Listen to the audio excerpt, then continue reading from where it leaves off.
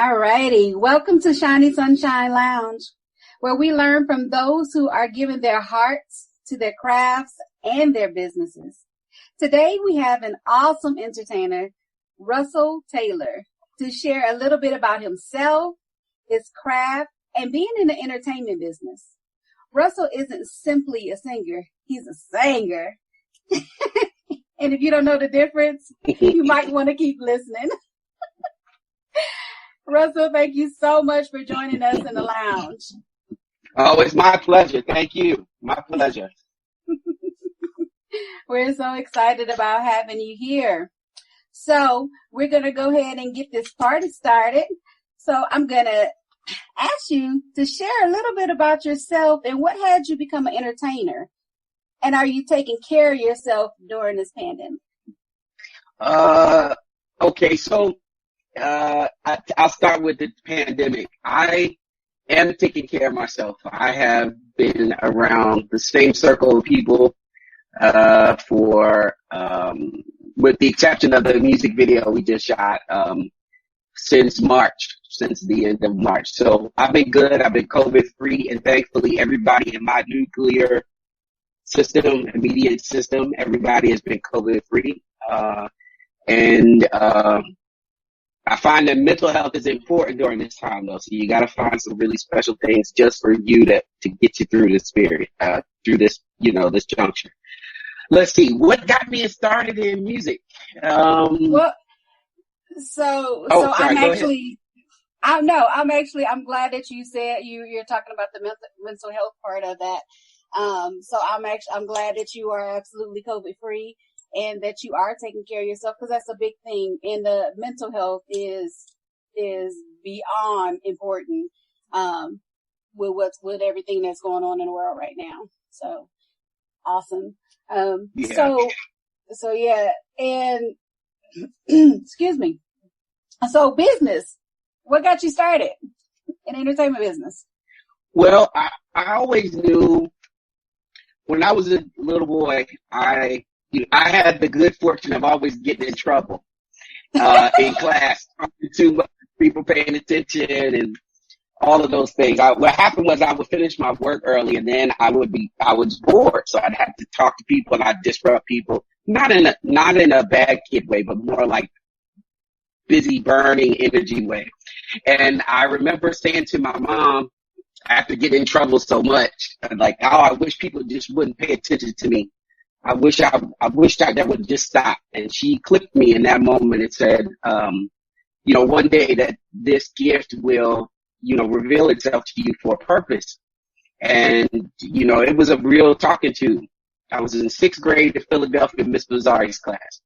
And ever since that moment, that conversation, I've had a journey of reconciling, people, quote unquote, paying attention to me and what my journey is. And so music and film and television and anything where I have an opportunity to perform and to speak to people, sing, act, and so forth it's brought me to this place where we are today. And that's with making music and sharing stories and advocating for all the things I like. So party time, love, sex, all these things, but also for the other side of important things, which is, waking up and representing for brown and black bodies. So yeah, that's how I got here. I was getting in trouble. Now, who would have thought that? I know, right? I bet you never thought in a million years that you getting in trouble would manifest into something so beautiful. Never. Oh man, that's freaking amazing. I wouldn't have thought that. You say get in trouble. Okay, I'm sorry, I'm a little tickled by that. You have such a great smile. Wow. All right. Oh, thank you. You are most welcome. You have great energy. I love that. Like I can literally feel that right now. So that's cool. All right. So we are going to thank you. Okay. So we're going to slide into some lounge talk. So we have a few questions to Let's play go. with over here. All right. So you ready? Mm-hmm. All right. So here's Ready, our first. let's go. Here's our first question. It's hard work, right? They have to deal with so many challenges, and you touching other people's hearts. What touches your heart? What makes everything that you're doing worthwhile? I'm sorry, that was a question. Does it make it worthwhile? What makes it worthwhile? Oh, gotcha. What makes it worthwhile? It seems like an easy question, but it isn't. What makes it worthwhile for me is, okay, so when I go into shows, my favorite part of what I do right now is performing. So being shut down and quarantined and, the limitations we have for safety reasons with performance has been tough for me and a lot of my peers. But when I look at what my job is as an artist is when I do a show, the people that come into the space are meant to feel something. My job is to communicate like all of my energy forced on the people in the audience feeling something. And sometimes, most of the time, they feel like, a cleansing, like, oh, I feel release, or I feel like somebody understands where I am, or you put words to something that I couldn't articulate myself. Most of the time is that. But even if the person walks away like, ah, man, that cat is, I don't like his song. He sucks. But even if it turns out that way, because sometimes not everybody's cup of tea. But even if it turns out that way, the job is that I make you feel something. Right. And what makes this business feel what satisfies me and sustains me 95% of the time is when I know that I have touched a person and made a difference. And I know how Mary Poppins that sounds, but honestly, that's the truth. Is that when I know I've succeeded in making someone else feel something, emote in some way, or change their trajectory in some way, then I know I've done my job and I can go home and feel very satisfied with knowing that I've done my best and I've changed someone or many people's, life trajectory, or even if just for that night. Absolutely. Yeah.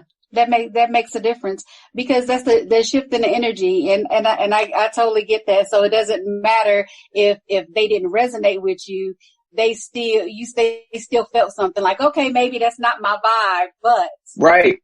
Yeah, I totally get that.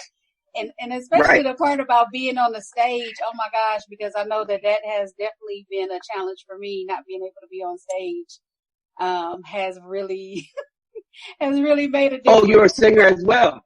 I am a spoken word artist. Yeah, you're a singer as well. Nope. Spoken word artist. Poetry. Oh, okay.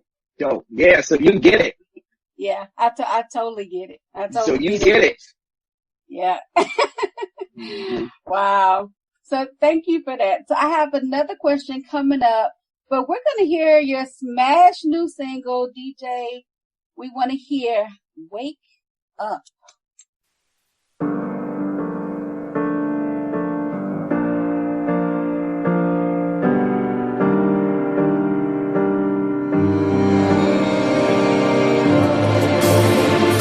Billion of us living in this place, and what do we have to claim? Permanent bars, every place to chase. They silence the things we say. Oh, we're giving the world revolution. We're screaming about the solutions. We don't see a change. Oh, we're fighting to save our own children. Suffering power they're abusing. They don't feel our pain. Everybody wake up, wake up, wake up, wake up. Please wake up, wake up, wake up, wake up. Everybody wake up, wake up, wake up. Everybody wake up, wake up, wake up, wake up. Please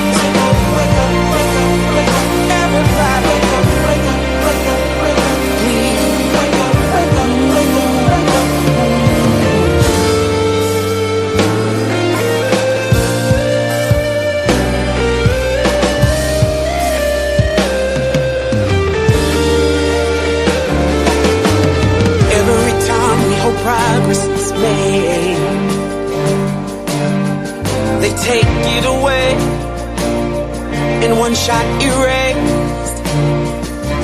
All of the crime doesn't change the game. Red to leave the shame, pawns in a power play. We're fighting against our confusion. We're fighting the public's delusion. They don't know our pain. No, no, no. Gotta stay strong for our people. Resenting the shit that we've been through. We can't see change. Nowhere, nowhere. Wake up, wake up, wake up, wake up, wake up, wake up, wake up, wake up, wake up, wake up, wake up, wake up, wake up, everybody, wake up, wake up, wake up, wake up, wake up, wake up, everybody, wake up, wake up, wake up, wake up, wake up, wake up. I'm tired of running. I'm tired of running. Nowhere to run to. I'm tired of running. I'm tired of running. Nowhere to run to. Nowhere, nowhere to run to. I'm tired of running. Oh, I'm tired of running. With nowhere to run to. Oh,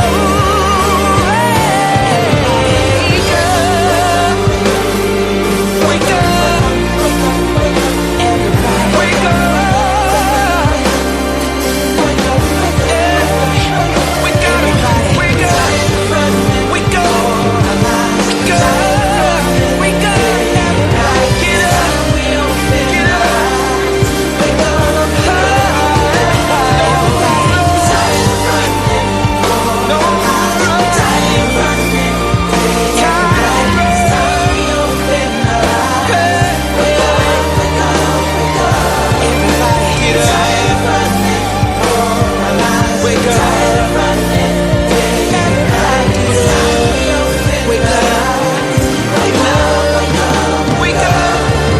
Wake up.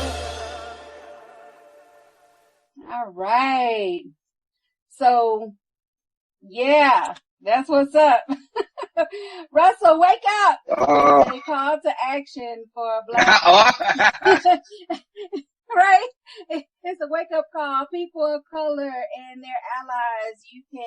You and your team created a short music video, to share, with our production company, efforts in development. So I am excited, about Wake Up. Wow. So we got a little bit more lounge talk here coming up. I'm excited. You like making, Russell, I'm going to interject in here. This is Ronnie B. And, you created a short music film. Okay. I don't want to say video, a short music film. Can you share a little about the production and the efforts you guys put into the development? I was interested in that. Oh, sure. My pleasure. So, the song was something that was written a couple of years ago. It was around the time that Eric Gardner, when the police officer was released of the criminal charges for murdering Eric Gardner on Staten Island. And that's when the song was written. But then it wasn't the right time to release it and to invest in the production of the song, because I heard it as what you guys hear now. I heard it with all of this live instrumentation and so forth. So at the top of this year, with all of this craziness that's been going on, I was quite literally taking a shower and realized, like, this is the time. Like, I had the news going on in the background, and I was like, all right, this is the time. I got to figure out how to get this song up and down. And I was able to call on all of my musician friends. They were gracious enough to do each of their parts, and I produced the record. We put it together, and then we had this beautiful song that exceeded my expectations. And then I talked to one of my collaborators. longtime collaborators, a director named Dominga Martin, and she came up with the idea of like, let's shoot a video. And, it was her determination to say, COVID be damned, let's figure out how to make this happen because it has to get out. So we listed a crew of people from Boston all the way south to Washington, D.C. because everybody in my network had gone to their respective corners for COVID, and we pulled it together. We couldn't shoot in New York, where I'm based, because the COVID restrictions were too strict. Then we couldn't shoot in Washington, D.C. because you can't use drones in Washington, D.C. So we went out to Boston. We shot in what is called Nubian Square, which is a historically black area of Boston. Orchard Park, where the New Edition family, and many other Boston artists grew up. And we got it done. 2 days, 100 degrees the first day, 98 degrees the second day.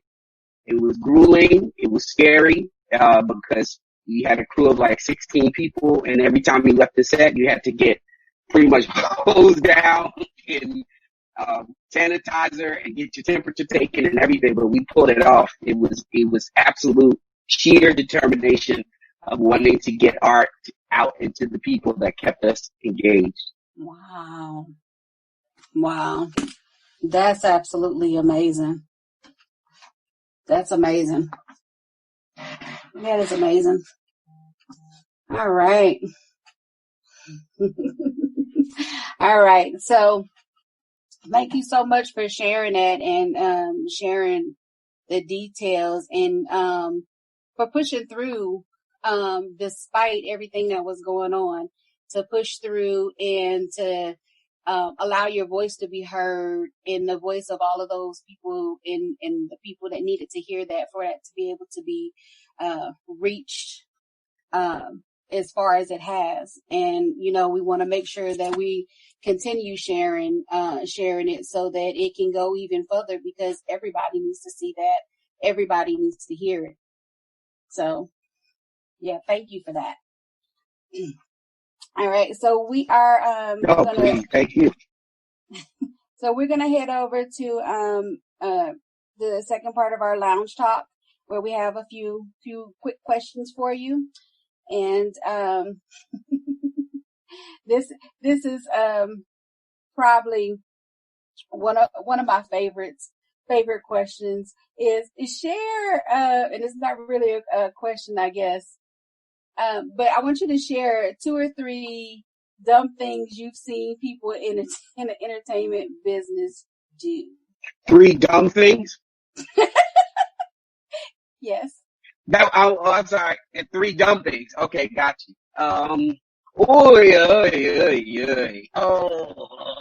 I can say, okay. I think dumb is I would call our president dumb. I don't want to call anybody else dumb, though. So I can say, let's change that to mistakes. 3 mistakes that I see. Is that okay? Can I change that word for this? Okay, 3 challenges. Okay, cool. 3. Okay, so 3 mistakes that I know I have made in my journey that is still in its infancy, and then the same mistakes that I see echoed in other people that I know that are on the same walk. So, mistake number 1 is that taking things personally. I think that is a handicap, and it's so hard to not do when you are an artist, whatever your medium is, because what you make is a part of who you are, Yes. And, but when you take stuff personally, it handicaps you, prevents you from moving forward. And a lot of times when you are rejected or there's a judgment on your art or even you or your personality, it has nothing to do with you. So you have to remain removed, not take it personal. So that's number 1.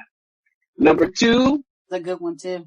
That's a real good one. You gotta keep believing in yourself, which is also hard, because when you feel like people are turning their backs on you and your dream and your art and all that stuff, you have to make sure that you believe you have to believe when all the lights are off and no one's watching. You have to believe.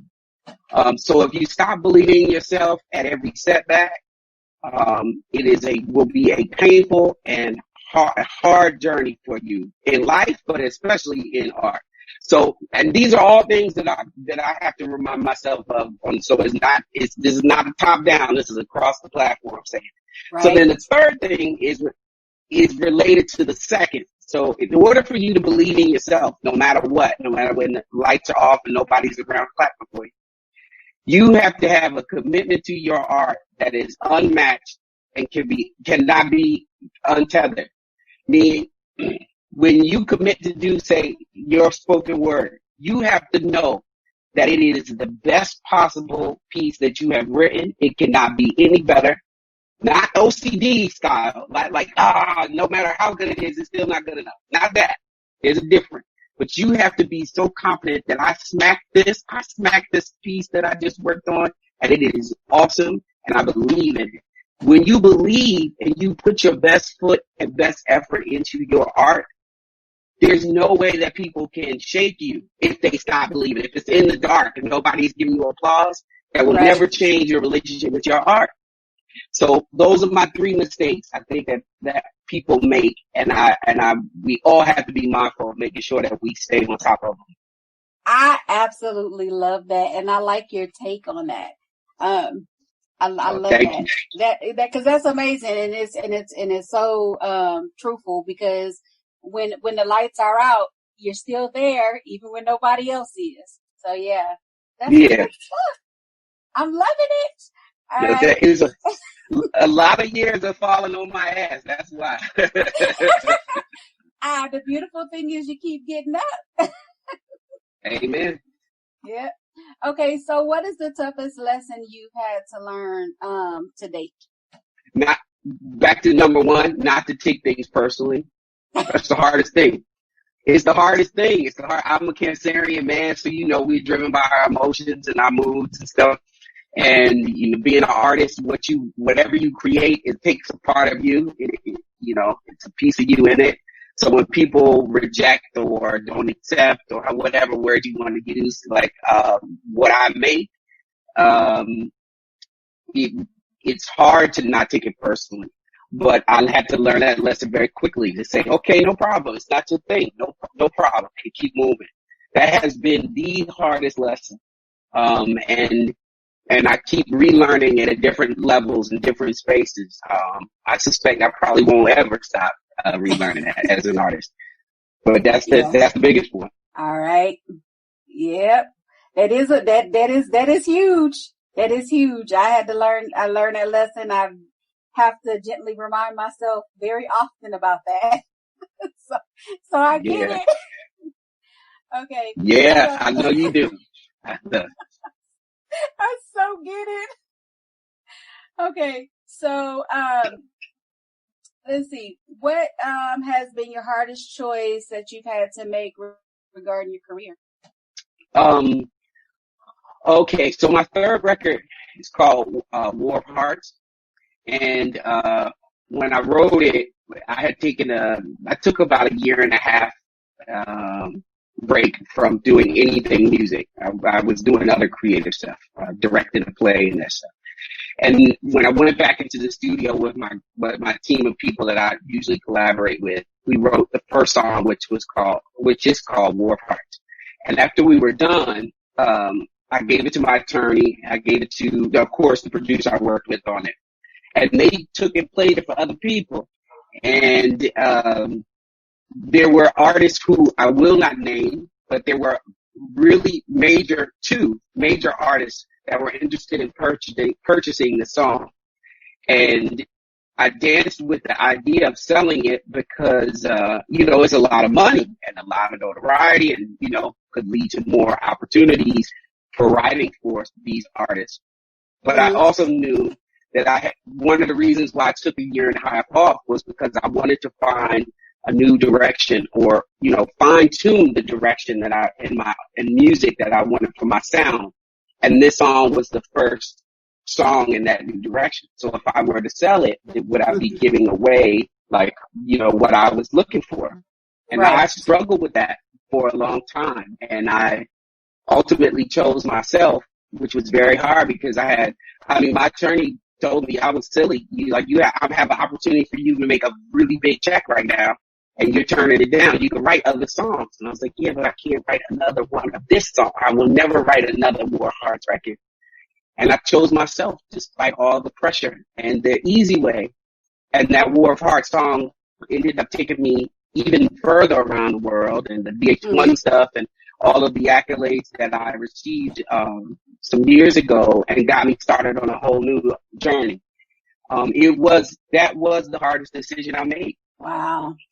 But you had to choose you, and that's the most important part. Most people forget Right. to choose themselves. They think about the money. They think about they're always in the future and not in the present moment, which takes away from so much. You lose so much when you forget to be present. So in the present moment, you chose you, Right. which was the most important thing. Yeah. Wow. Right. Yeah. Thank you so much. It's been such a great conversation. I have really been enjoying your wisdom. So I'm going to ask you, how can the listeners learn more about you and what you have on your plate, what you have coming up? Oh, yeah. Please, you can visit me at russelltaylor.net, which is 2 S's and 2 L's. You can also you can see the video Wake Up on Russell Taylor Vivo, which is YouTube. If you just search Russell Taylor, you'll be able to see, you'll be able to see some things there. Also, you can follow me on Instagram and Twitter at rsoulstar, one word. And I'm always there posting and talking and laughing and, talking craziness about our crazy president. So, visit me at any of those places. Oh, wow. Okay.